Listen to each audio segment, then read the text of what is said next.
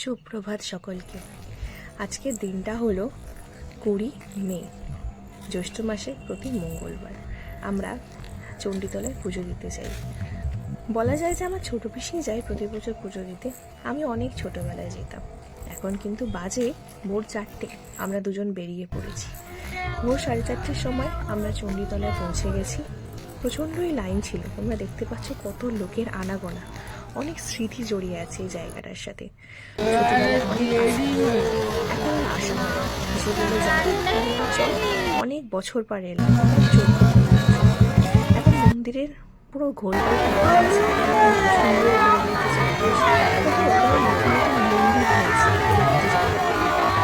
আমরা মূলত এসেছি এখানে চণ্ডী ঠাকুরের পুজো দিতে, কিন্তু এখানে বৈষ্ণব মাতারও মন্দির আছে। দেখুন কি সুন্দর দেখতে না।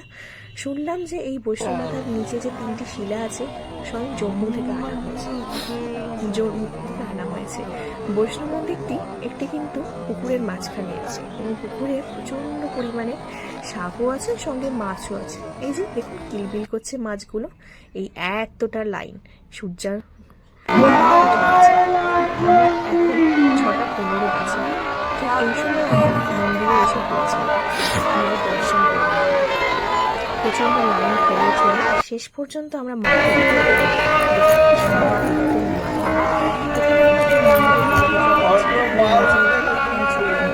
কিন্তু নিচে যা ভিড় পরে আপনাদের দেখাচ্ছি। কি সুন্দর দেখতে মাকে।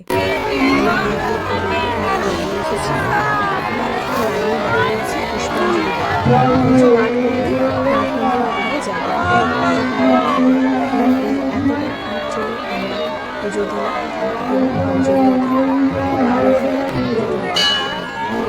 হনুমানজির মন্দির, এরপরে রয়েছে মা শীতলা, তারপরে আছে রাধাকৃষ্ণ